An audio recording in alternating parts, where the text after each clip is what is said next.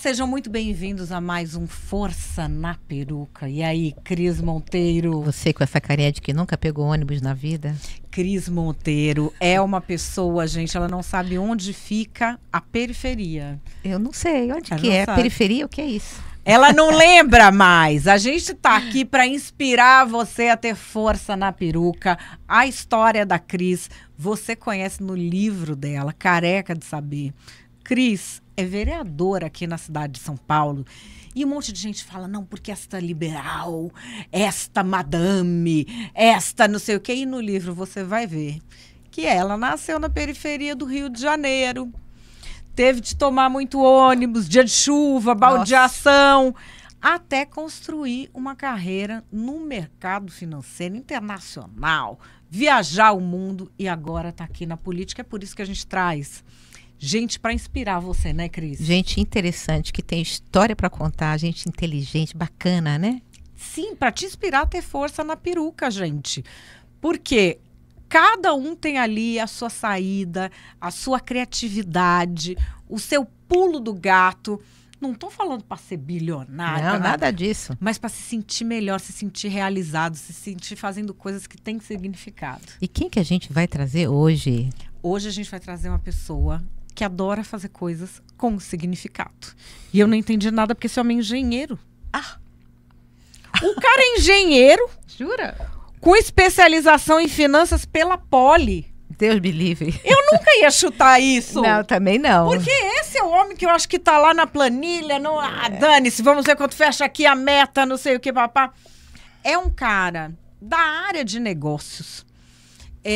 Teve ali na construção de negócios muito interessantes. Hoje em dia, ele também se dedica a negócios muito interessantes, só que ele atua também na questão da inclusão com o Instituto Serendipidade, que ele vai contar pra gente, e atua também no terceiro setor. A gente está aqui falando com Henry Zilberstein. Muito prazer ter você aqui. Obrigado, meninas. Prazer é todo meu. Tô super feliz de estar aqui.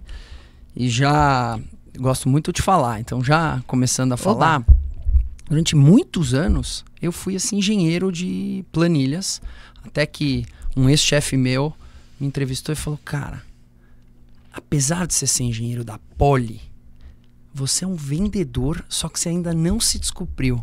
Confia em mim que você vai ver o que vai acontecer com a tua carreira. Eu acho que profissionalmente foi a melhor decisão da minha vida, confiar no Cadu Altona, porque eu saí do engenheiro de planilha que fazia o Excel chover para virar um contador de histórias, um realizador de negócios. E eu mantive a essência do engenheiro, que é o quê? Resolver dores, consertar problemas. Isso eu continuo fazendo. Isso. Cadu Altona é parente do Marcelo Altona? Ele é primo do Marcelo Altona. Nosso geriatra. É mesmo?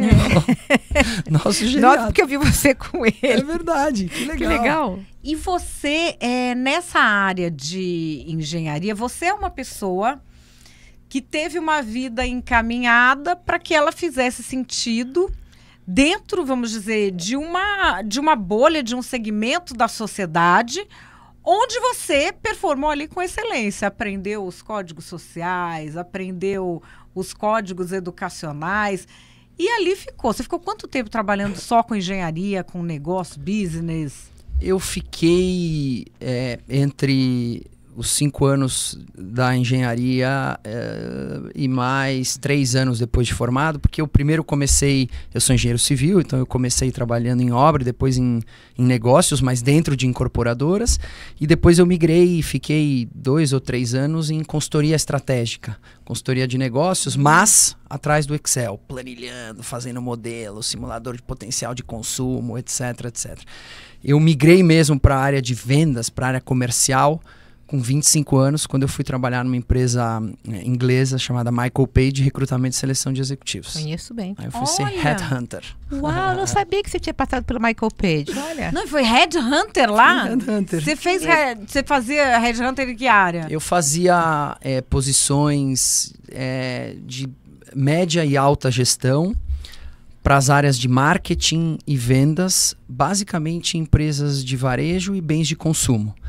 Fiquei 3 anos e pouquinho, dos quais metade no Brasil e metade no México. Eu fui convidado para fazer o startup da Michael Page no México. Foi uma experiência super interessante, mas sempre na área de marketing e vendas. Então, o meu papel era vender o serviço de recrutamento e seleção para grandes empresas e, uma vez que eu conseguia o job, vender a vaga para os melhores talentos que a gente encontrava na época. Então, virei realmente um vendedor nas duas pontas. Hoje continuo, porque eu trabalho com tecnologia, com leilões, eu tenho um marketplace, e um marketplace eu tenho clientes vendedores e clientes compradores de imóveis. Então, continuo na mesma área, só assunto diferente. É um broker, tá ali no meio do Tipo caminho. isso. Mas a empresa dele é uma empresa que revolucionou o mercado, que é essa Sold Leilões, né? É uma coisa, é daquelas coisas que quem via começando falava, imagina, o pessoal quem vai comprar casa, internet, comprar casa, não sei o quê. E foi visionária, né? Foi bem bacana. Na verdade, a Sold foi uma empresa que a gente criou e depois de 10 anos a gente vendeu. Então ela continua existindo, mas não é mais minha e dos meus sócios. Eu saí de lá depois da venda no começo de 2021. Hoje eu sou sócio de 2 negócios. Um que se chama Quara, que é um portal de vendas de bens, itens, ativos e produtos para empresas, tudo menos imóvel. E sou sócio e CEO, que é o meu negócio mesmo que eu toco dia a dia, da Zuki, que é o maior portal de leilões de imóveis do país. Então a gente vende só imóvel. Então com isso a gente consegue resolver as dores dos nossos clientes vendedores totais, mas em 2 negócios, real estate e o resto. Eu queria, aqui tá, né, o currículo vitae do cara, mas eu tenho um interesse especial nas outras 2 áreas aí que você está atuando. Um no Instituto Serendipidade. Quero entender que nós, aliás, eu já sei, não vou mentir para você que está ouvindo, eu já sei, só quero que ele conte para você também saber, né? Como é que foi? O que aconteceu? Conta pra gente do Instituto. Acho que é importante, porque é uma coisa incrível que você faz. Legal, obrigado pela oportunidade que você está me dando de falar sobre isso. Eu vou voltar 2 ou 3 passos antes de falar do Instituto, porque é importante dar o contexto. Eu tô com a minha esposa, com a Marina, há 17 anos, e nossa filha primogênita, a Nina Carolina, nasceu em 2012. Depois, em 2015, nasceu o nosso recheio, o Lipe, o Felipe. E em 2018, nasceu o Pedro, o nosso caçulinha. E um dia depois do nascimento, eu recebi a notícia que o Pedro tinha síndrome de Down. Eu lembro como se fosse ontem, a sensação quente que me veio no peito quando a obstetra da minha esposa falou a expressão trissomia do cromossomo 21, que é o nome técnico da síndrome de Down, porque eu falei, o quê? Como assim? O filho que eu tanto sonhei, almejei, idealizei e desejei, não vai vir da forma como eu sonhei, almejei e desejei? Eu já tive 2 exemplos aqui. E 2. O que eu fiz?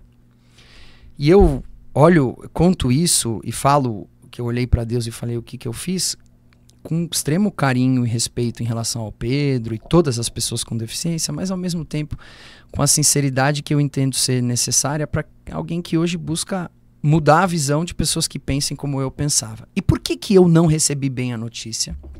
Porque durante 38 anos da minha vida, que era a idade que eu tinha na época, eu não tive a oportunidade de receber informações e nem de conviver com pessoas com deficiência. Então, para mim, PCD, pessoa com deficiência, era simplesmente uma estatística do IBGE que não fazia parte do meu dia a dia.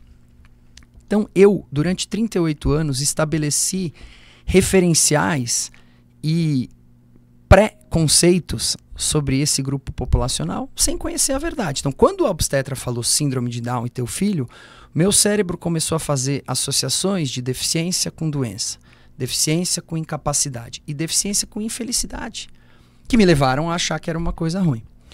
Mas nada como o tempo, nada como conversar com pais de crianças com síndrome de Down mais velhas e, principalmente, nada como conversar com adultos com síndrome de Down para entender que havia luz no fim do túnel. E o que era a luz no fim do túnel para o Henry e para a Marina, casal de um filho de 1 dia com síndrome de Down, com a notícia recém-dada? Que ele ia poder ser feliz. que ele ia poder estudar, se exercitar, trabalhar, casar, morar sozinho, eventualmente até se separar, assim como todo mundo.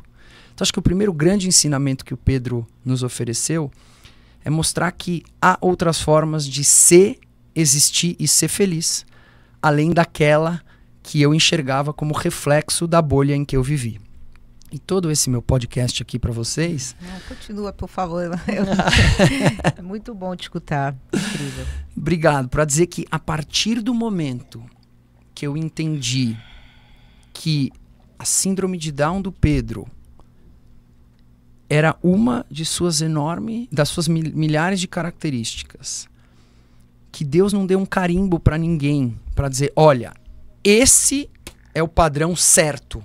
O resto tá fora de padrão, porque o que é a vida? A vida é um teatro, que as coisas estão acontecendo. Se você sentar na cadeira 1A, você vai enxergar a vida de um jeito. Se você sentar na cadeira 34Z, a mesma vida tem outro espectro totalmente diferente. Deus abriu essa possibilidade da gente enxergar a vida através de outras posições. Então, quando essa minha ficha caiu, eu falei, cara, os meus amigos, a minha família, a sociedade não pode olhar para o meu filho da mesma forma como durante quase 40 anos eu olhei, ou não olhei, né? Que é o quê? Com uma pegada de dó, de pena. Porque eu, na época, coitado de mim, mas era a verdade. Quando eu vi alguém com síndrome de Down, eu pensava, ai, tadinho. E olha, eu vou falar uma coisa com muita convicção. A última coisa que você precisa ter do Pedro, meu filho, é pena. Ele é a pessoa mais feliz que eu conheço. Então, por conta desse clique de falar, cara, eu preciso transformar o olhar do meu círculo de amizades e da minha turma e, consequentemente, da sociedade por tema inclusão, nasceu o Instituto Serendipidade, finalmente, que é uma organização social sem fins lucrativos que tem o propósito de transformar a sociedade para o tema inclusão. Então a gente gasta um tempo importante conscientizando, educando e informando, sem qualquer tipo de vitimização, sem apontar o dedo na cara de ninguém, sem fazer ninguém se sentir mal por ter... Meu pai levou 70 anos para se conectar com uma pessoa com síndrome de Down, avô do Pedro. Eu levei 38. E eu não quero que as pessoas se sentam mal. O melhor dia para você se conectar com alguém diferente de você foi ontem. O segundo melhor é agora e tá tudo bem. E a gente gasta também um tempo importante fomentando ocasiões de convívio inclusivo. Porque tão importante quanto você informar é você dar a oportunidade das pessoas conviverem com a inclusão e se beneficiarem dessa coexistência. Porque, para fechar, diversidade é assim. Você aprende com o outro aquilo que você não sabe e você ensina aquilo que você sabe. Tem coisa melhor? E isso que você falou, as pessoas tendem a achar que elas são boas quando elas têm pena de alguém que tem alguma deficiência. E o imaginário das pessoas sobre quem tem deficiência é uma vida de sofrimento. Na verdade, o que você teve era medo que o seu filho sofresse pelo desconhecimento que a gente tem da diversidade. Porque assim, a diferença de quem tem uma deficiência com um nome e de todos os outros é que a deficiência dos outros não tem nome, né? Cada um tem ali o seu ponto de toque. Alguns têm nome e outros não. Como é que é? Tem aquela, ninguém, olhando de perto, ninguém é normal? Não tem o Caetano falava isso, né? Mas quando que te sai esse medo? Porque assim, quando você tem um filho que te fala, ele tem uma síndrome de qualquer coisa, primeira coisa, meu filho vai sofrer. Segunda coisa, vão se aproveitar do meu filho. E depois eu vou ter que estar aqui para sempre, porque ele nunca vai ser independente. Quando que você conseguiu elucidar essas questões de como elas são na realidade? Quanto tempo que você levou? Não foi no primeiro dia. Quanto tempo eu estou levando, né? Porque, na verdade, é o seguinte. Eu tinha 2 grandes medos. O primeiro deles era aceitação, preconceito, discriminação, né? Ou seja, tá no campo de como a sociedade ia aceitá-la. Afinal de contas, o mundo que a gente vive não foi feito para as pessoas com deficiência. Então as pessoas com deficiência têm que se adequar a esse mundo que não foi feito para elas. Então esse é um primeiro ponto. Mas o medo maior que eu tinha, e esse sim eu venci, é de não saber se o Pedro ia ser feliz. Uhum. Porque como eu achava que deficiência e infelicidade eram sinônimos e não são, eu associei que o Pedro não ia ser feliz. E na verdade, ele é muito mais feliz que a média da população. E eu fui estudar isso. Sabe por quê? Então, Vou compartilhar o que eu aprendi sobre isso, porque isso me fascinou. Como é que pessoas como nós constroem a nossa autoestima? A gente constrói a nossa autoestima muito baseado no que os outros vão pensar da gente. O olhar dos outros. Olhar dos outros. O que é uma grande besteira, porque você constrói a tua autoestima, que é uma coisa super importante para a tua existência, a partir de uma coisa que você não controla. Olha que perda de tempo. Como é que o Pedro, que é uma criança que tem deficiência intelectual, constrói a autoestima dele? A partir do que ele pode e quer fazer. Então ele é muito mais livre, porque o que ele pode e quer fazer depende dele. Então se a gente estiver aqui num restaurante com 1000 pessoas e ele quiser, sem contexto para nós, mas com absolutamente contexto para ele, porque ele quer e pode ir lá dançar, ele vai dançar e tá tudo bem. Então, liberdade e felicidade, na minha modesta opinião, estão intimamente ligados. Então, por que ele é até mais feliz do que eu? Porque eu, mesmo com anos de terapia, me importo ainda pra caramba com o que os outros pensam de mim. Tô tomando cuidado com o que eu tô falando aqui. Lá sei eu, claro, eu tenho o meu grau de autonomia e de segurança, mas eu sempre tô sujeito ao julgamento alheio. Ele não. Ele é feliz, dependendo só dele. Olha que maravilha. Então, hora que eu descobri isso, muita coisa destravou. O que eu queria só comentar é que quando você faz um retrato da população com deficiência no Brasil, e a gente está falando de alguma coisa como quase 20 milhões de pessoas.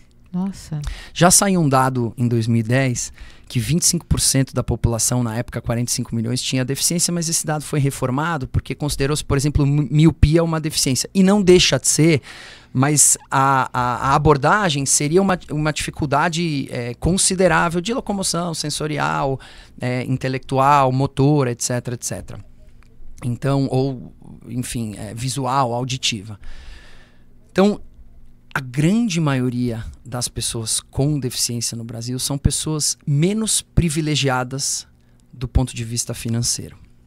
E aí tem muitas coisas que elas precisam para poder ter uma vida digna que, infelizmente, elas não têm acesso. Então, do ponto de vista financeiro, a vida das pessoas com deficiência, em geral, ela é mais difícil, por exemplo, que a minha. Eu nasci numa família extremamente privilegiada.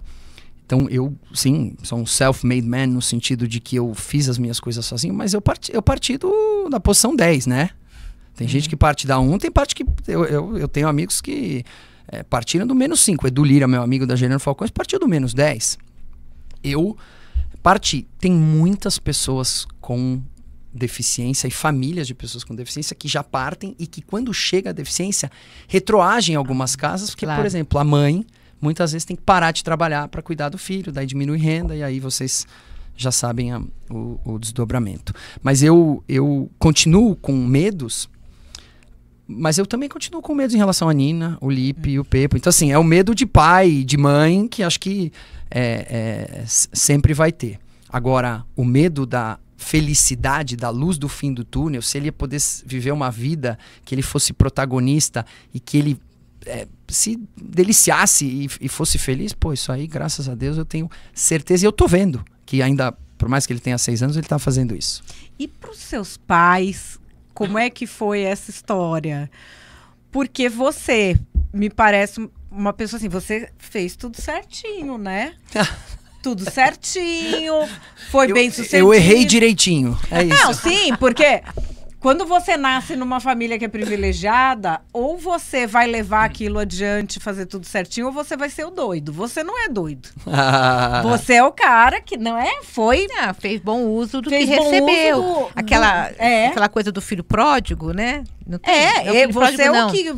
Não é o filho pródigo, perdão. É dos talentos. Não tem a Bíblia? Ah, é. Né? O fazendeiro foi lá... E deu X talentos. Deu um ele talento. É o que... É que esse é do Evangelho. Ah, já é não do da Novo parte Testamento. Dele. Não é conheço, da parte mas tudo minha. bem. O Henry é judeu, então ele não sabe essa história. Mas é o dono da terra que dá moedas, mesmo número de moedas a 3 empregados.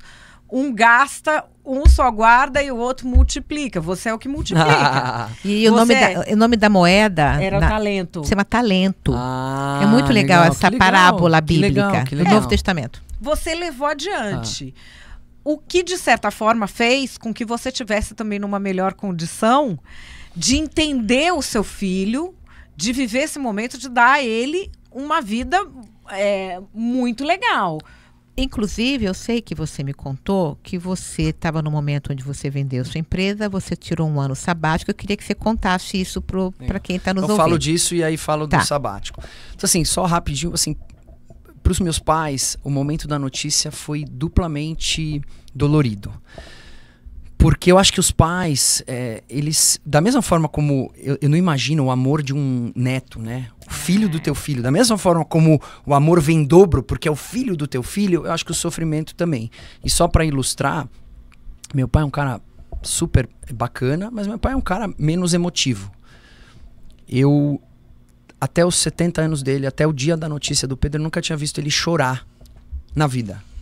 Meu pai, pessoa com emoção, etc. Mas chorar, eu nunca tinha visto. Quando eu chamei ele no hospital e contei, foi a primeira vez que eu vi meu pai chorar. Então, mas eu acho que da mesma forma, a partir do momento que ele foi vivenciando e vendo que as coisas estavam indo bem conosco, tal, também automaticamente ele melhora mais rápido. Então, enfim, o que você quer?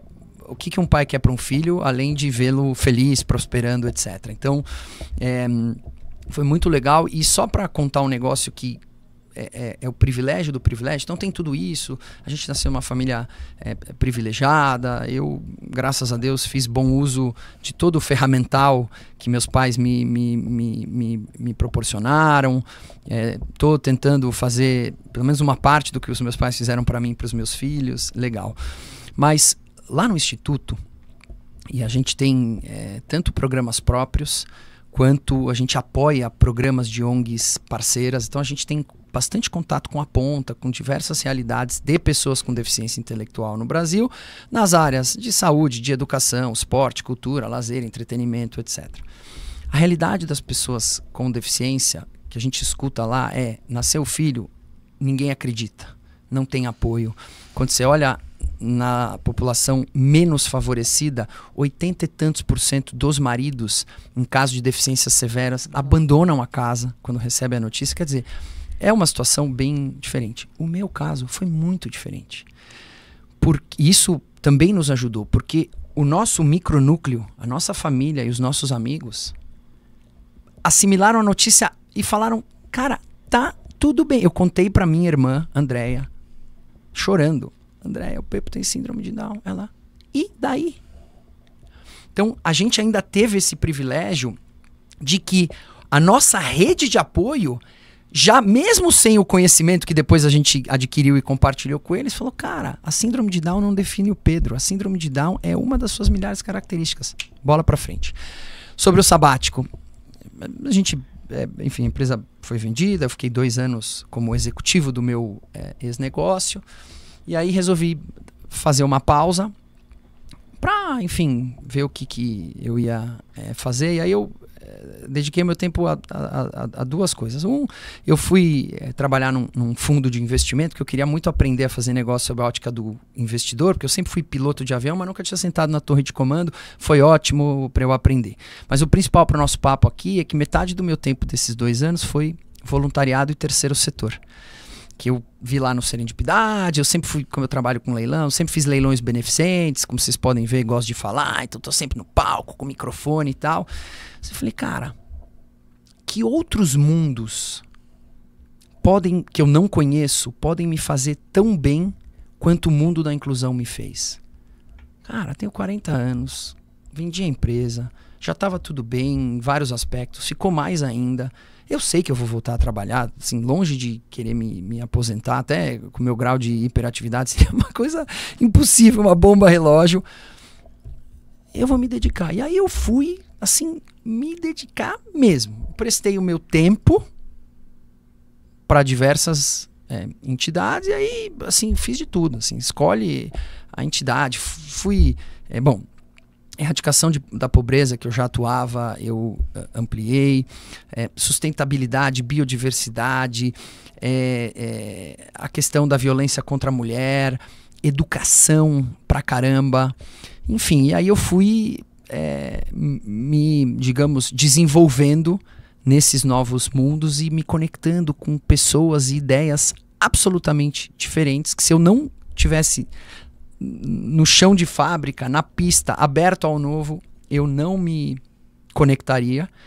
E foi maravilhoso, assim, maravilhoso. Eu fiz amigos, tanto na inclusão quanto no terceiro setor fora da inclusão, que quando eu paro para pensar como eu vivi tantos anos sem esses caras, eu não sei. Não sei. É incrível, né? E passou para o terceiro. Como que se fundou o Instituto? Qual que foi esse pulo? Eu conheço algumas pessoas que fizeram das questões pessoais uma causa de vida. Você praticamente empreendeu nessa área, porque Sim. Nós estamos num momento. A gente fala aqui em diversidade, eu sei que você aí do lado já está arrepiando, falou, chegou o Todes. Não. Ele vai me apontar o dedo, vai falar que eu sou racista, machista, taxista. Longe disso. Você pegou um momento em que uma causa tão importante foi instrumentalizada de forma autoritária e você traz, com uma visão empreendedora, essa causa importante com a importância que ela merece e acolhendo as pessoas e engajando as pessoas. Por que você transformou num instituto? Vou te responder, mas antes, só para e sem qualquer tipo de nem pretensão e nem demagogia, hoje, infelizmente, boa parte dessas pautas, inclusão, na minha modesta opinião, foram sequestradas. E eu tento fazer um trabalho de contrapeso, porque quando eu falo em diversidade, eu tô longe da cultura woke. Eu tô longe de transformar uma mamata, um privilégio em uma regrinha. Porque, na verdade, muitas das regras que estão aí não é para beneficiar ninguém, é para privilégio. Eu tô fora desse jogo. Eu tô na diversidade e na inclusão muito mais para mostrar os benefícios de que quando você se conecta com gente diferente, todo mundo ganha. Todo mundo ganha. Então, eu não acho que a cor da pele, a religião, a orientação sexual, a condição motora, tal, deveria ser privilégio ou benefício ou malefício para nada. Eu não acredito. Essa é a minha posição. E já fui muito criticado pela turma mais, enfim, radical nesse aspecto. Mas diversidade, o que é diversidade? Diversidade é a liberdade que as pessoas têm de viver como elas são ou como elas querem ser. Se isso é verdade para síndrome de Down, é verdade para opinião também. Então isso se chama coerência. Eu sou muito fã da coerência. Então essa é a minha visão. E eu criei um instituto por uma questão de governança. Vou te explicar por quê. A gente começou um Instagram, o @pepuzilber, 6 anos atrás, para compartilhar, porque eu acredito muito que as pessoas vão enxergar os teus filhos da mesma forma como você os enxerga. Então, primeiro eu estava fazendo para família e amigos. Então, eu comecei, né? O Pepo tá aqui, a gente aprendeu isso, que na fisioterapia é isso, vocês sabiam que a linguinha é assim, compartilhando aquela nossa jornada. Esse Instagram cresceu. E aí a gente falou, quer saber? Vamos compartilhar esse conhecimento, vamos fazer um evento. E já que a gente está fazendo um evento, vamos arrecadar alguma coisa e aí dá para essas ONGs aqui, porque aí nessa mesma época eu virei voluntário da antiga Paz São Paulo, do Instituto Jô Clemente, comecei a entender as necessidades, e tem 1 milhão de necessidades, inclusive dinheiro, né, captação, desafios de fundraising. Então eu falei, eu vou ajudar nisso. Meninas, arrecadamos R$750 mil oh my no God. evento. Uau! Onde que as pessoas pagavam? Na minha conta. Eu falei, cara... Né? Então, assim, por problema. um lado, graças a Deus que é na minha conta, eu vou fazer bom uso, mas assim, não dá. Tem pessoas que confiam em você e que puseram dinheiro na tua conta. Isso é maravilhoso. E aí, mas tem uma responsabilidade. Mas não dá pra ser um método de trabalhar e tem uma outra coisa, legal. Antes eu achei que eu ia arrecadar 1.000 quilos de alimento, 20 casacos, né? Eu não tinha experiência nisso.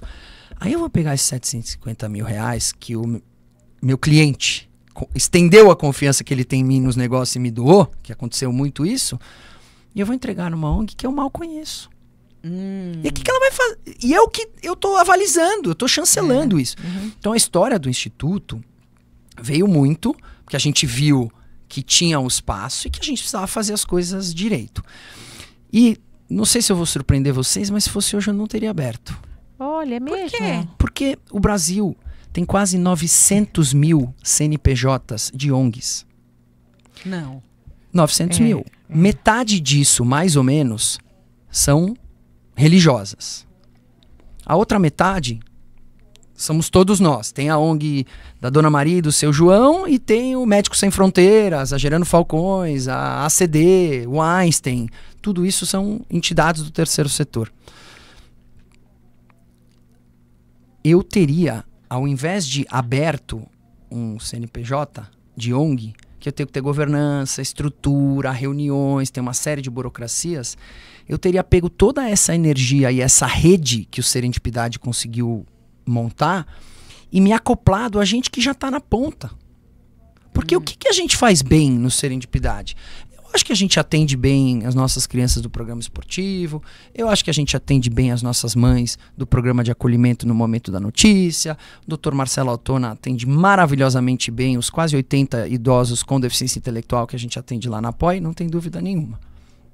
Mas tem muita gente que atende bem.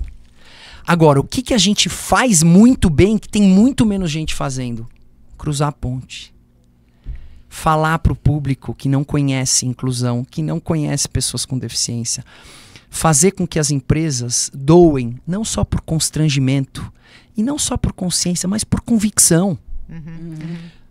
Então, claro, a gente vai aprendendo, né? Eu estou falando hoje engenheiro de obra pronta, o Serendipidade está aí, a gente está super feliz. Mas quando me procuram, e me procuram bastante, vamos bater um papo, tem um amigo meu que teve não sei o quê... sei lá, passou por um wake-up call de vida, o cara teve um câncer, daí ele quer abrir um instituto do câncer. Primeira dica no café já é o banho de água fria. Cara, você quer sinceridade? Qual é teu objetivo? Porque muitas vezes o cara quer pôr o instituto, o nome dele, e tá tudo bem, eu não vou julgar, tá tudo bem. Você quer de fato contribuir, independente de com quem, sem olhar quem é? Bicho, pega alguém sério, se conecta. Isso é diversidade.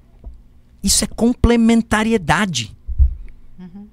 Então, hoje tem o Instituto, beleza, a gente busca fazer isso. Mas, pô, não tá bom 850 mil CPF, CNPJ de ONG? É incrível, porque essa informação que ele está dando pra gente é uma coisa que eu penso muito, né? Eu sou muito procurada no gabinete com pessoas que têm ONGs e estão precisando de recursos. Sem dúvida. E as emendas parlamentares dos políticos é uma forma legítima de conseguir recursos. Mas eu faço essa reflexão no lugar que eu estou hoje, né? Eu penso, nossa, não é por falta de organização social que as pessoas com o coração certo, e ainda assim a gente tem problemas tão complexos para serem resolvidos e que não estão sendo resolvidos. Então eu penso assim, talvez não seja por aí, não é... Claro, há necessidade desse olhar, mas... muito do que você falou, as pessoas preocupam assim, olha, eu tenho uma ONG que vai resolver o problema da educação. E eu recebo pessoas, assim, 10, 15, 20 pessoas que têm um projeto que vai resolver o problema da educação.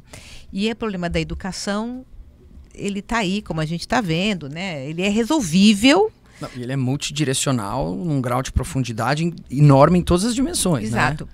Então, eu assim como o Henry, eu me questiono muito, e questiono muito essa quantidade de ONGs, porque torna-se uma coisa muito pessoal, como você falou, né?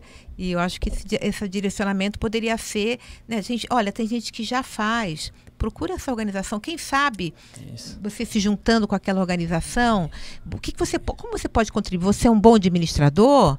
Você é um bom vendedor? Você pode captar? Você é um bom cara de sabe, fazer o funding? Vai lá, né, porque dá trabalho aqui. Total. E talvez você não consiga a grana que você precisa e tal. Enfim, então acho que é importante eu fazer essa ressalva, porque eu vejo muito isso no lugar que eu estou sentada hoje. E vocês estão falando isso, eu estou pensando aqui numa coisa, que você está falando disso da pessoa colocar a vaidade dela à frente da causa, muitas vezes, porque vai abrindo ONG, aquilo vai ficando pessoal. A causa, a solução da causa. E eu estou vendo uma contaminação um pouco disso nos grupos de pessoas que brigam por causas. Vou dar um exemplo concreto. Eu tenho diagnóstico de autismo. Nível 1, altas habilidades. Durante muito tempo eu não sabia o que era isso tudo. E aí fui entrar em grupos para ver. Virou uma coisa assim de ou você é um mega de um coitado, que assim, mesmo que eu fosse, eu não vou, eu sou coitado, que dane-se. E mães falando dos filhos como se elas fossem o personagem vítima, e vira uma coisa personalista, em que todo mundo quer contar uma história em que sofreu muito.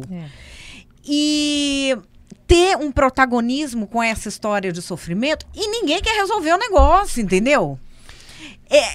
E assim, você precisa dar solução. Por exemplo, a pessoa que tem um transtorno X, transtorno Y, a ciência andou muito. Tem muita coisa para você fazer. E não é porque você tem o transtorno que você se sente coitado. Por exemplo, você estava falando do P, porque ele não mede as pessoas. Eu gostaria muito de medir as pessoas, o que elas acham de mim. Eu nem consigo, eu não tô nem aí.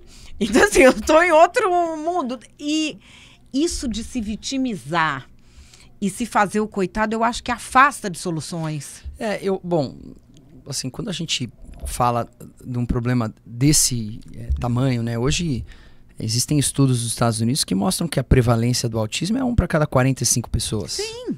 Então, coisa, é um problema... né? Ele é grande em volume, ele está crescendo, e o transtorno do espectro autista tem uma questão ainda particular, que como ele é um espectro, você tem desde você, que é autista, até o nível 3 de suporte, Que não muitas fala. vezes se autoflagela, etc, etc.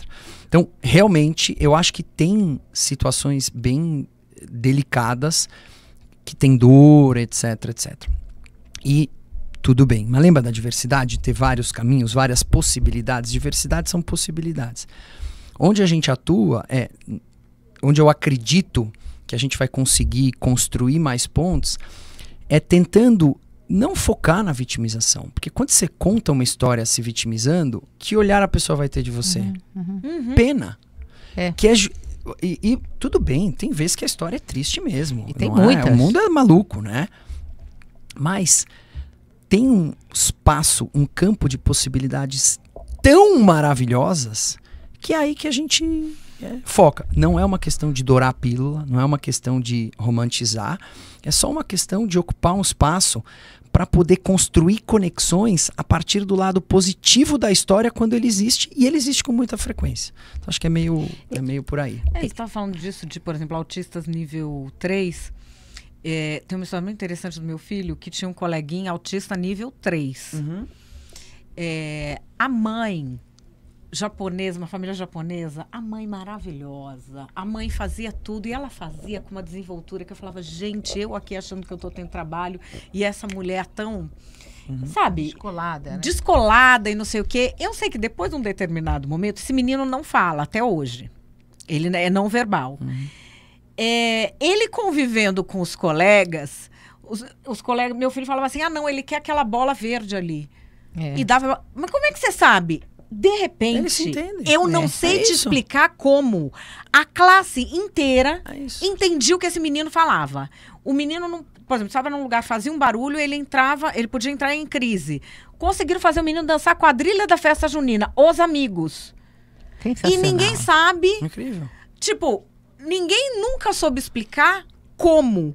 Mas é isso que você falou, a convivência humana, ela traz coisas que você não espera. É isso, porque as crianças, elas não nascem com preconceito. O que acontece é que com o avançar da idade, 5, 6 anos, elas conseguem elas começam a perceber as diferenças. Uhum. Quando isso acontece, o que elas fazem? Elas voltam para casa, para o Porto Seguro e perguntam: papai, mamãe, por que o Pepo ainda não fala? Por que o Pepo não consegue falar os números? Por que às vezes por que o Pepo tem a orelhinha mais baixa? Eu acredito muito que dependendo de como essa resposta é dada, ela pode dar origem à aceitação ou ao preconceito. Porque se a família de pais de crianças sem deficiência fala: não fala sobre isso, olha, não fale mais isso, hein? Que é um comportamento, muitas vezes, com a melhor das intenções, mas ele é muito prejudicial. Porque qual mensagem vai entrar no cérebrozinho da criança? Quando você vê o Pepo, não fala mais isso, foge. Agora, se o pai e a mãe, muitas vezes não sabem, buscarem auxílio na escola sobre como lidar com isso, pegarem o livro Joca e Dado, foi o livro, né, que eu escrevi sobre a importância do convívio com as diferenças, e explicarem que, olha, um é alto, outro é baixo, um tem cabelo, outro não, um é branco, outro é negro, um anda em pé, o outro faz uso de cadeira de rodas, e tá tudo bem. Porra, ele vai olhar o Pedro com uma pegada de que, cara, a gente é diferente. E realmente é uma característica. Dependendo do campo, a característica ela tem maior ou menor incidência, mas é uma característica. Então eu vejo muito o papel da infância como a chance da gente ter um mundo com mais aceitação, porque a gente fica falando em resolver problema de inclusão no mercado de trabalho, que é um problemão, isso nunca vai se resolver se a gente não for na base, porque se a gente incluir bem, teu filho não tá bem com a coleguinha autista, ele não vai ter problema no mercado de trabalho. Claro. Eles vão viver o resto da vida juntos. E o que está acontecendo? Entende diferente, né, Cris, desde sempre. No JP Morgan, por exemplo, a gente, por lei, né, tem uma cota, você passa do número de funcionários, você tem que contratar pessoas com deficiência. O banco começou a buscar, primeiro teve uma dificuldade de, entre aspas, encontrar essas pessoas, né? Onde elas estão, cheio de pessoas com deficiência, a gente não encontrava as pessoas com deficiência. Mas aí contratamos uma empresa, uma consultoria. Que o problema é a pessoa com a deficiência, não sei o quê, inglês fluente, estudando, etc.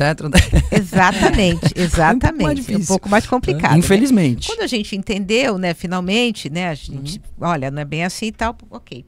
Nós contratamos uma empresa para ela ajudar os funcionários a receber as pessoas com deficiência. Primeiro a gente teve que fazer transformações físicas. Acessibilidade. Né? O banheiro, a porta, como se abre e tal. E depois a gente contratou muitas pessoas com baixa visão, pessoas autistas, pessoas com transtorno de espectro autista, vou me corrigir. Não, você pode falar também, pessoal autista. Pode. Então, aliás, eles mesmos me ensinaram que pode. Eu também fiz essa pergunta. Que bom, então. Então, você está lá trabalhando e um dia aparece um cadeirante do seu lado aqui direito. E você não olha para o cadeirante, como se ele não estivesse ali. Né? E o cara está ali. E a gente aprendeu com essa consultoria que a gente deve perguntar: tudo bem? Como é que vai você? Você começou ontem, começou, né, e tal. O que aconteceu com você? Por que você está na cadeira de rodas? E a gente deve perguntar para a pessoa. Pelo menos foi orientação, são 2 mulheres cadeirantes que abriram essa consultoria. E a pessoa, ou então você pergunta: eu posso perguntar? Isso. Desculpa, eu posso perguntar o que aconteceu? E a pessoa vai dizer: você sente confortável que eu te pergunte? Falar, ela vai falar: prefiro não falar do assunto. Tá bom, não tem problema, continuo o trabalho. Ou não, eu nasci assim, eu sofri um acidente, enfim, o que seja, né?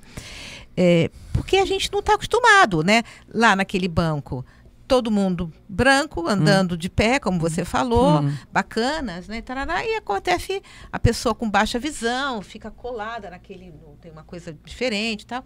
E foi transformador para todos nós. Foi a melhor coisa. Para mim, como profissional, eu já era diretora, eu olhava em volta e falava assim: que do caramba este lugar com essas pessoas diferentes. Não, e você sabe que esse convívio com pessoas diferentes de mim me transformou como líder, me transformou dentro da minha empresa. Porque o que acontece? Bom, primeiro eu já contei a história de 38 anos só convivendo com gente como eu. E antes disso, como você falou aqui, eu me formei na Escola Politécnica da USP. O que eu aprendi ao longo de 5 anos, basicamente, foi fazer cálculos para eficiência. E esse modelo educacional, que não é só da USP, é da grande maioria das escolas, ele vem da Revolução Industrial, que dizia o seguinte: a gente precisa padronizar os processos para que a produção dos produtos ganhe eficiência. Então era todo mundo submetido ao mesmo padrão, e aí você ganha eficiência. E para produto, isso funciona muito bem, mas as pessoas não são produtos. Se eu utilizar a mesma lente de avaliação que eu uso para olhar a Carolina e o Felipe, meus filhos mais velhos sem deficiência, e eu não trocar essa lente para avaliar o Pedro, ele sempre vai ser um café com leite. Sempre vai ser um coitado, sempre vai ser o último, etc, etc. Agora, se eu trocar a lente para uma lente que adequa a avaliação para a capacidade e para a potencialidade dele, ele vai no quadrante winner, vencedor, ele vira Usain Bolt. E eu, durante muito tempo, por conta dessa história da educação e mais de não ter convivido, eu tinha um padrão de liderança e de gestão que era o seguinte: quem se adequa, se adequa. Quem não se adequa, tá fora. Então eu deixei de, dentro de um mesmo contexto, individualizar e atender às necessidades dos meus liderados por muito tempo. E eu costumo dizer o seguinte: até você chegar ao cargo de liderança, você é um corredor de 100 metros egoísta. Tem 7 pessoas disputando um cargo, sempre vai sobrar um cotovelinho. A vida é assim. Quando você chega na posição de liderança, você tira a sapatilha de corrida e veste o jaleco de garçom. A essência de um líder é servir. O resultado do líder é o resultado das pessoas abaixo dele. Se você entender uma empresa como um time de futebol, o líder, ele é o técnico. Ele tem que desenhar o esquema de jogo e garantir a execução dele. Como é que você garante a execução? Colocando as pessoas certas nos lugares certos e oferecendo para elas os recursos que elas precisam para poder operar. Então, não individualizar a liderança é simplesmente pegar uma máquina e usar 30% da capacidade. E o Bhargava, que é um dos grandes especialistas hoje, na minha opinião, em atualidade, ele sempre fala isso: people who understand people always win. As pessoas que entendem as pessoas sempre vencem. Porque você pode trabalhar no mercado financeiro, com educação, com leilão, você pode ser jornalista, o que for. Afinal das contas, são pessoas operando processos. As pessoas operando o processo. At the end of the day, it's a people business. É sempre uma questão. Assim. Você entrevista todos os seus CEOs, executivos, fala, lista as tuas melhores. Pessoas é a dor número 1 de todos. Então, voltando aqui ao ponto, a história de eu entender que cada filho é de um jeito, e a história de eu aprender que eu tenho que trocar a lente e adequá-la, me fez um gestor que entende melhor as pessoas, que serve melhor. Então eu consigo cumprir a minha missão de formar pessoas melhor. Aliás, só para fechar esse tema que eu acho super bacana, para mim, quando a gente pensa em liderança, está muito conectado com parentalidade. O que você quer para teus filhos? Educá-los, emancipá-los, desenvolvê-los, formar seres humanos melhores do que nós. Quando eles não estiverem aqui, você quer que eles possam caminhar com as próprias pernas, lembrando de você com uma herança positiva? Troca filho por liderado. Essa é a função do gestor. Isso é excepcionalmente bonito, porque eu fico genuinamente emocionada, porque trabalhei muitos anos com líderes, fui líder. Essa é uma liderança moderna, né, do futuro, quer dizer, nem do futuro, é do presente. A gente tem que deixar muitas pessoas, muitos líderes que estão aí nas empresas, que infelizmente não entenderam isso ainda e sofrem e fazem os outros sofrerem, né? Então tem o sofrimento. Uma vez eu fiz um curso na GV e a professora falou assim: olha, o trabalho, ele é uma fonte de prazer, mas ele é uma enorme fonte de sofrimento. Com certeza. Né? Porque a vida é difícil. A vida é difícil. A vida é foda. E é difícil para todo mundo, né? A vida é difícil para todo mundo em seus diferentes espectros, né? De formas distintas, mas ela é difícil para todo mundo. Então, ouvir o que você está falando, né? Eu queria até expandir só mais um pouquinho. Você está ligado, né, com muitas pessoas. Você acha que essa tua fala, ela está ressoando?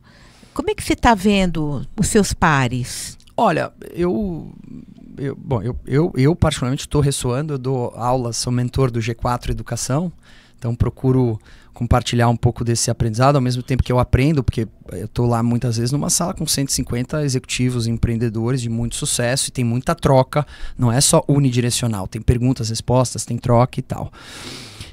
Eu queria só te dizer que tudo isso que eu falei não pode ser confundido com frouxidão. Muitas vezes, né? E uma parte dessa geração, não quero generalizar, né? Mas tem uma parte dessa nova geração mal acostumada. Acabou de sair uma pesquisa nos Estados Unidos, você viu? Eu vi. Não sei quantos % levam os pais na entrevista lá nos Estados Unidos. Eu achei que era uma piada, um meme. Na verdade, é uma realidade, né? Eu tinha achado que era um meme. Não, é verdade. É verdade. É verdade. Mas assim, como leva o pai? Leva o pai. não sei. Leva no Eu carro. não sei. Dirigindo Eu não no sei. metrô. Eu só não trouxe o meu aqui porque ele tinha outro compromisso. Mas... Agora, tem muita gente que a gente... Né, por que... Então eu entrevisto hoje uma parte da turma para contratar. Por que você saiu? Meu chefe me cobrava muito. Turma, deixa eu falar uma coisa. Para mim, a cobrança é o maior indicativo de confiança que existe. Você não cobra em quem você não acredita. Eu cobro o Pepro, com o perdão da expressão, pra caralho. Porque eu acredito nele pra caralho. Óbvio que eu, com base no que eu falei, eu adapto a cobrança. Eu não posso cobrar com a mesma idade a mesma coisa que eu cobrava do Lipe, que eu cobro do Pedro. Mas dentro do potencial dele, eu cobro ele pra caramba porque eu acredito nele.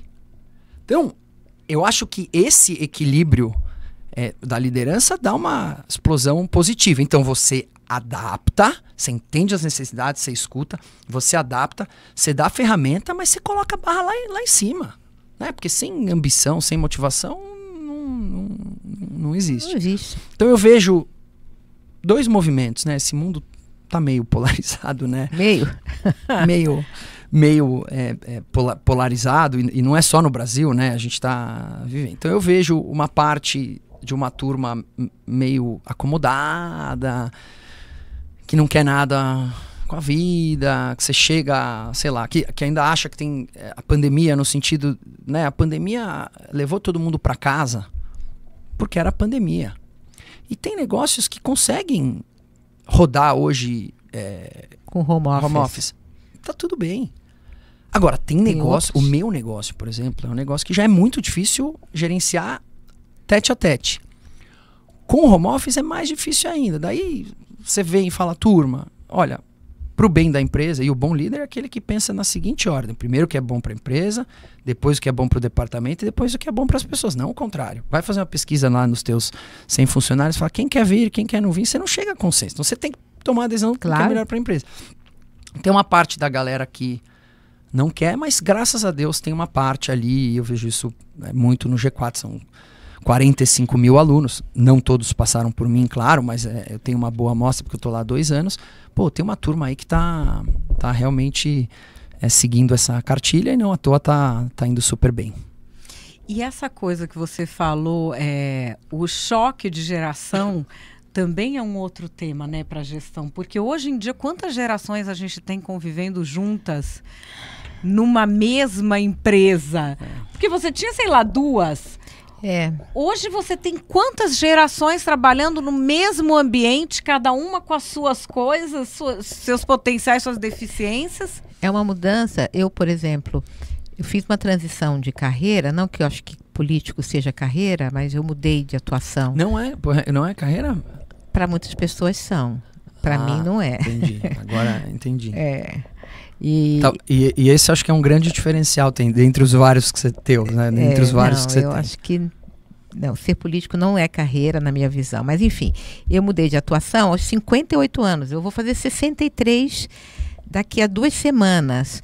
Eu estou ativa, eu estou num outro lugar. Quer dizer, a longevidade também Sim. Está complicando mais ainda. E tem uma coisa que eu vi alguém na internet falar, talvez sobre a...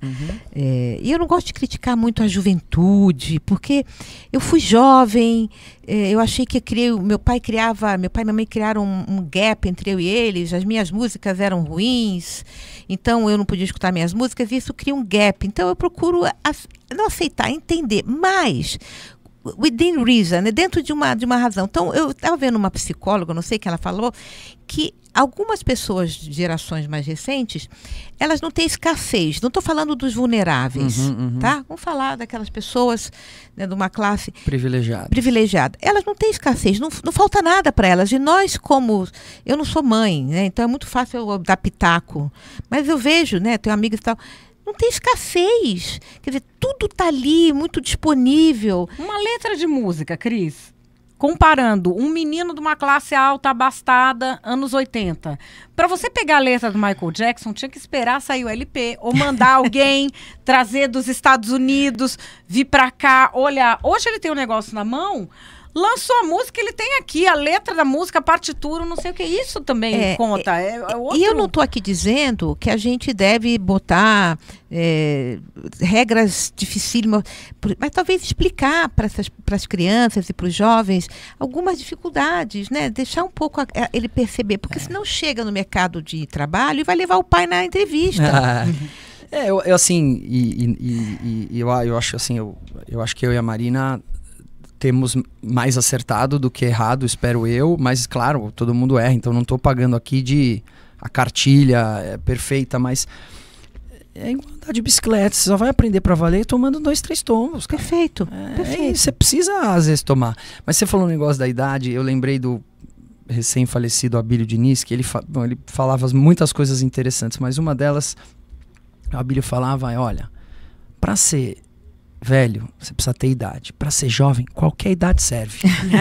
Você é jovem mesmo, porque qualquer idade serve, você escolheu e você tá aí, né? Isso é legal, isso é legal. Eu queria fazer umas perguntas, porque você está atuando no terceiro setor, gerando falcões. Conta um pouco pra gente também, como é que está sendo, né, essa interação? O que você está fazendo? Bom, eu profissionalmente, né, comentei ali, trabalho com tecnologia, trabalho com leilões, essa é a minha ocupação e profissionalmente a principal.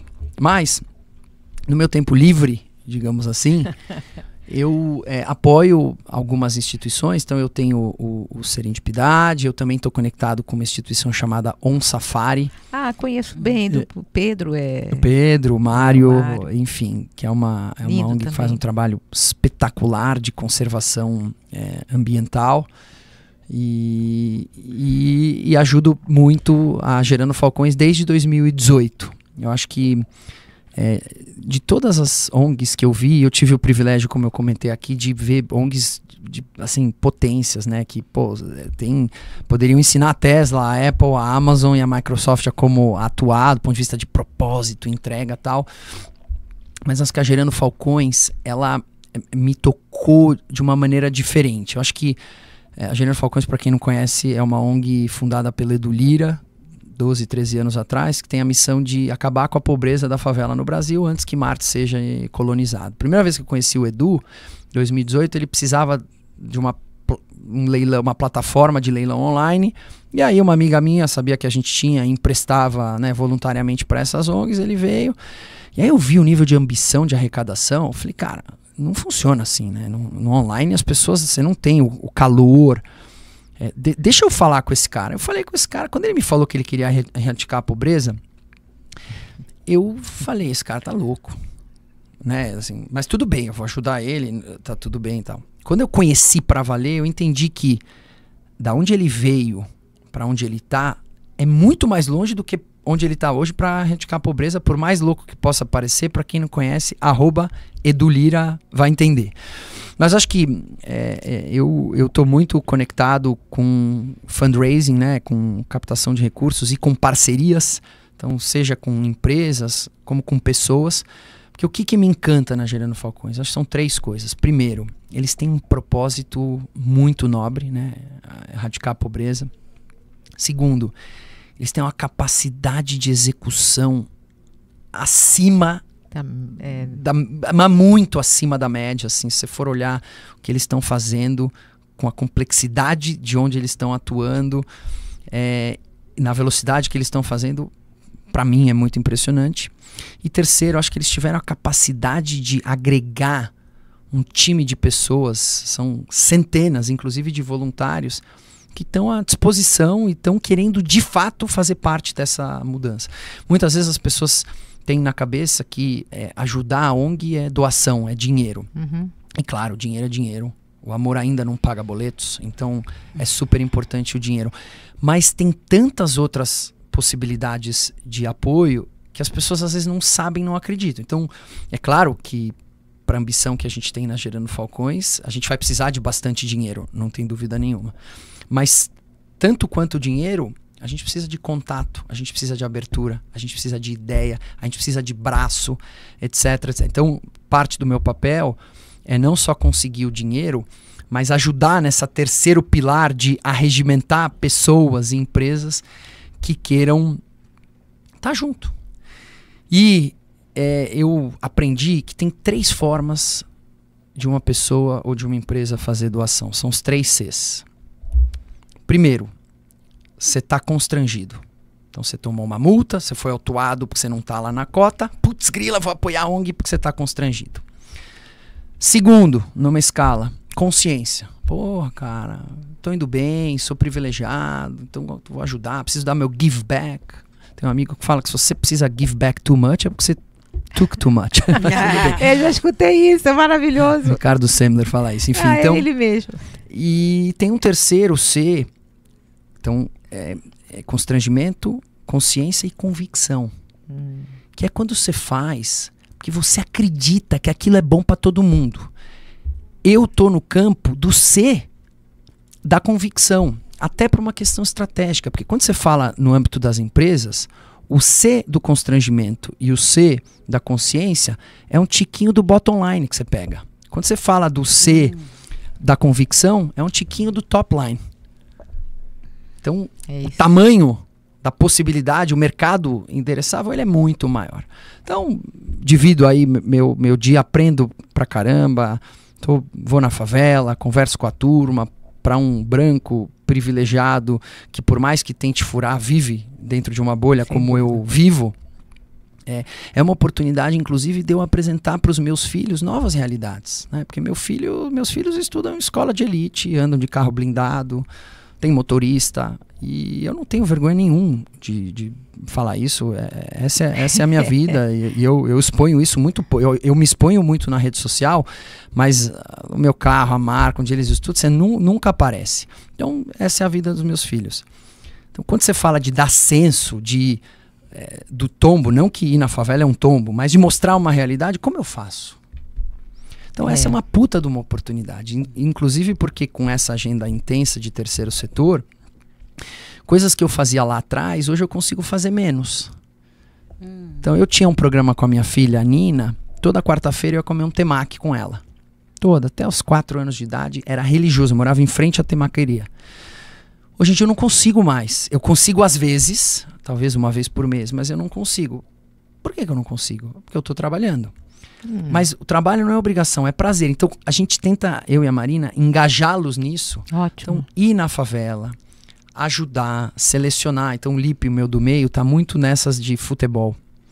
Então eu tenho um contato, um amigão meu, que me consegue umas camisas assinadas. E camisa assinada é insumo para leilão beneficente, que é uma beleza. Eu fui no seu... Eu vi ele, nossa, incrível, né? É incrível, você consegue entregar valor para todo mundo. É o sonho, é o produto, é a assinatura, é o que não está disponível. E às vezes você consegue algumas milhares, às vezes dezenas de milhares de reais numa, entre aspas, simples camisa. Então o que eu faço? Eu levo o Lipe para me ajudar a escolher as camisas. Ele conhece os jogadores, etc, etc. E aí ele agora faz rifa junto com os amigos na escola para vender as camisas. Então, quando todo mundo joga, todo mundo ganha. Isso é diversidade. E também, uma coisa incrível, né? Porque... É muito inspirador isso, sabe? A gente vê uma juventude que, por exemplo, uma amiga minha, professora universitária, falou: um erro de hoje é que os pais, tudo que o filho faz, eles acham que é o maior gênio do mundo. Então, o filho quer ser um revolucionário. Tem medo de panela de pressão. E o pai fala, nossa, você é um revolucionário. Meu amor, entendeu? Não sabe fazer uma salada de fruta. E tem uma coisa dessa juventude, dessa bolha que a gente vive, que é o cosplay de pobre, né? Eles querem parecer... que eles são pobres, que eles são cria de favela, que eles são não sei o quê. Então, por exemplo, isso de você levar... O meu filho também eu levo em trabalho social, em favela, desde muito pequenininho. E eu lembro que uma vez um foi falar, eu sou cria de favela, não sei o quê. Ele falou, cala a boca, mano. Você acha que o cara da favela acha legal morar lá? O cara da favela, ele queria morar no nosso condomínio. É isso Muito aí. bem, é isso mesmo. Porque isso do fetichizar a pobreza é uma coisa que a gente precisa tirar desse nosso meio mais alto, né? É verdade. É. É verdade. Eu não tinha olhado por esse aspecto. Mas hoje a gente tem tanto medo do cancelamento que você não sabe onde você pisa. Onde você né? pisa. Assim, eu tava vendo o que aconteceu com a Cristina Junqueira. O que aconteceu? Eu fiz coluna para antagonista, vídeo para antagonista sobre isso. Ih, perdi essa. Ela recebeu ela é fundadora do Sim, Nubank. sei. Eu, inclusive, tive com ela por conta do G4 3 semanas atrás, entrevistando ela. Já tinha uma baita admiração. Pô, a mulher é Incrível. espetacularmente espetacular, assim. Ela é... Nossa, sabe? Quando acabou, eu falei, não, por favor, não, que acabou. Acaba. Ela parece que... Eu não vi isso, tá? Então eu li. Mas ela recebeu um convite para ver o Jordan Peterson através do Brasil Paralelo. Ela postou, falou obrigado pelo convite. Putz, cancelaram ela, então campanha para cancelar as contas do Nubank. Eu não tô... Não, pesado, tá no Trend Topics de tudo. Então... Depois você não tem noção do tamanho que foi essa história. What the hell? Exato. Então, assim, Meu Deus. tô querendo fugir do julgamento se é ou não é. Eu acho um absurdo, né? Mas, enfim.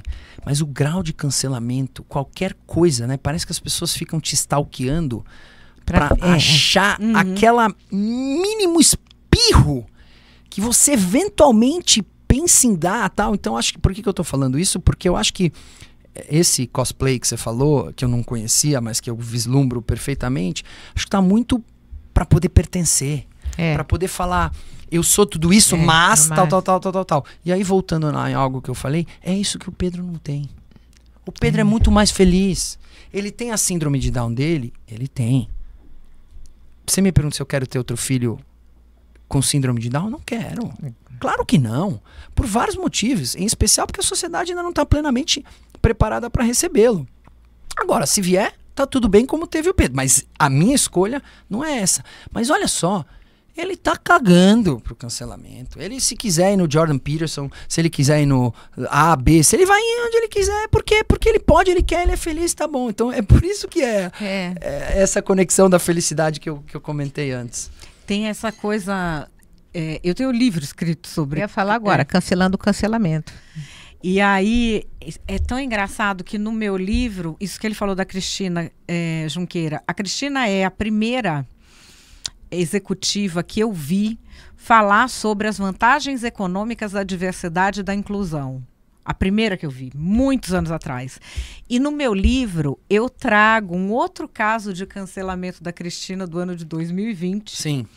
Que o Antônio Risério escreveu um livro agora e citou o trecho do meu livro falando disso. E eu concordo com você. Foi na Anitta, não é sobre... Não, foi antes. Não. Foi Roda Viva. Mas não é sobre o que a pessoa fez. Existe uma mira naquela pessoa e se acha qualquer... Assim. E o jovem não consegue viver porque o jovem não tem mais amigo. Porque antes você era vítima de quem? Dos seus inimigos. Ou do babaca da classe, ou do cara que fazia bullying. O tiro vem fogo amigo. Hoje o seu amigo, se você, o jovem, eu fico pensando... Eu li que começaram a mandar ofício e mensagem pro Banco Central aplicar uma multa. Gente, o que é isso? Primeira coisa assim. A Cris, ela é fundadora e sócia de um banco que opera segundo as leis do capitalismo. O que está se esperando dela? Que ela fosse comunista, socialista? Não, se ela fosse, ela não ia construir o banco. Por ideologia e por falta de capacidade. A verdade é essa. A verdade é essa. E não é demérito, não, que eles nunca fizeram. Quando você vai, né, você não faz. E depois, quer dizer que está pedindo ofício para o banco multar porque eu não concordo com a opinião dela? É incrível. Isso é censura. Isso é ditadura. Exatamente. É uma loucura. Assim, a gente estava nos bastidores aqui falando da falta de coerência. Isso para mim é muito difícil. Eu respeito qualquer opinião. Eu aprendi a respeitar e a admirar a outra opinião. Mas eu tenho muita dificuldade de investir tempo com gente que tem falta de coerência. Porque acho que é um problema numa camada que eu, infelizmente, ainda não aprendi a lidar. Isso que você está falando Muito de bom. falta de coerência, você sendo judeu hoje, deve ser um tormento conviver com os bandeirinhas da Palestina que defendem diversidade, né? Eu acho assim, primeiro, o que está acontecendo lá em Israel é uma tragédia para os dois povos. Sim. O povo judeu é tão refém quanto o povo palestino é dos terroristas do Hamas. Então, nós, judeus, a gente defende a existência dos dois povos nos seus espaços, as suas leis, etc. Dito isso, e conectando com a falta de coerência, realmente, em 7 de outubro, houve uma invasão com 2.000 pessoas raptadas, 250 mortas, e todas as mulheres que os terroristas conseguiram levar, eles estupraram, e todas as que morreram esquartejadas. Assim, cadê a turma para condenar isso? Ah, mas Israel tá exagerando na força. Vamos por ordem cronológica, senão a gente começa a misturar as coisas, tal. Primeira coisa, cadê a condenação sobre isso? Então, a gente está sofrendo, e eu, pessoalmente, acabei me afastando de pessoas que eu construí muitas coisas juntas no terceiro setor quando eu entendi isso. Porque eu tenho 62 quilos. A última coisa que eu sei fazer é brigar. Aliás, eu sou magrinho, bom de corrida. Então, assim, eu fujo realmente da briga. E não tem como não se indispor com esse tipo de comportamento. Então, eu sofro, mas eu desapego, tchau, e tá tudo bem. Mas é uma falta de coerência absurda, na minha opinião. Ai, a gente tá tendo que acabar essa conversa. Tá tendo que acabar. Podemos mas fazer outras. Eu Vamos quero. fazer adorei. outras. Quero muito. Adorei. Acho que tem muitas ideias aqui em comum. Eu tenho uma expressão que quando eu converso, assim, como a conversa com o Henry, desde a primeira vez que eu conheci, eu saio inseminada. Eu fico com uma vontade de continuar. Como você falou da Cris Junqueira, que você falou, eu entrevistei ela e quando acabou, eu falo, não acaba. Tem isso com algumas pessoas. E o Henry é essa pessoa. Obrigado. É verdade. Sabe, dá vontade de ficar... porque tem conteúdo, faz pensar, tira você do lugar, dá uma informação que você nunca... Eu falei, nossa, olha, é verdade, o filho dele é mais feliz do que eu, porque eu tô pensando se as pessoas me acham gorda, magra, bonita, feia, velha. E o Pepo não tá nem aí. É isso. É maravilhoso. Quer dizer, a gente não pensa nisso numa criança com síndrome de Down. Ele é mais feliz do que eu. E a gente, né, eu entendo que a preocupação dos pais é, puxa, como é que vai ser a vida do meu filho? E ele vem e traz essa informação. Além dessa, tantas outras que ele divide aqui. Então, assim, eu fico inseminada. Ai, obrigado. É maravilhoso. Obrigado. E eu queria só aproveitar também, contar que assim, o contexto que a gente se conheceu foi um contexto de servidão, assim, da Cris querendo servir. Ela no papel de representante da sociedade civil, a gente não se conhecia. A gente não se conhecia. Ela procurou um instituto para dizer, olha, conheci vocês, conheci o Henry, algo do gênero. Eu quero entender o que vocês fazem para me colocar à disposição de ajudar. Assim, sem qualquer tipo de intenção por trás, sem nos conhecer. Ela foi realmente buscar aquilo que ela alguém contou pra ela que era bom e ela queria ver se era bom mesmo e foi. Então, obrigado, parabéns. Acho que a gente precisa de mais gente como você. Então, fiquei feliz aí. Não sei nem se pode falar, mas você vai se candidatar de novo. Tomara que dê tudo certo. Boa sorte. Obrigada. Boa sorte para São Paulo, né? Porque vai ser uma sorte de São Paulo. É isso aí. E eu queria que a gente está encerrando, que você deixasse a dica. Você falou do seu livro. Acho que muitas pessoas que estão ouvindo a gente têm preocupação de conversar sobre diversidade com os filhos. E é muito difícil porque a gente não sabe. Como, né? Não sabe como, não sabe onde é que começa. Dá aí a dica do seu livro para quem quer conversar com os filhos, com a família sobre isso. Legal. O livro Joca e Dado, Uma Amizade Diferente, foi um livro que eu escrevi em 2020. Ele foi publicado em 2021. E ele foi feito em parceria com Leiturinha, que é um clube de assinaturas, né? E ele virou o livro de maior tiragem da história da inclusão no Brasil. São mais de 100 mil livros inscritos e impressos, terceira edição. Eu aprendi, eu não sou escritor, eu tenho zero experiência nisso, contei com muita ajuda do Leiturinha, mas eu aprendi que 6 mil, 7 mil, 8 mil impressões já é semi-best-seller. Então, e o mérito, na verdade, está muito mais no Leiturinha, que distribuiu isso bem, e nas ilustrações que foram feitas por um time de pessoas com deficiência intelectual. Ai, que legal. Super legal. E aí, olha que bacana, a gente queria pessoas que pensassem fora da caixa para ilustrar. O que é pensar fora da caixa? É enxergar a vida sob óticas diferentes da padrão. Chama as pessoas com deficiência. Isso é diversidade quando todo mundo ganha. É isso. Não é a cota, etc. Isso é diversidade. Então o livro Joca e Dado, quem entrar no serendipidade.org.br vai encontrar lá como achar. É um livro que conta sobre a importância do convívio com as diferenças desde a infância, de uma maneira lúdica, e que tem, na minha opinião, uma mensagem para as crianças, mas especialmente para os pais, que, né, muitas vezes não sabem como fazer e tal, e ajuda muito a engajar o tema na escola, né, porque aí senta todo mundo, roda de conversa, tem pintura depois, acho que ficou bem bacana. Parabéns. E olha, prazer enorme ter recebido você aqui. Força na peruca, esse homem tem, muita.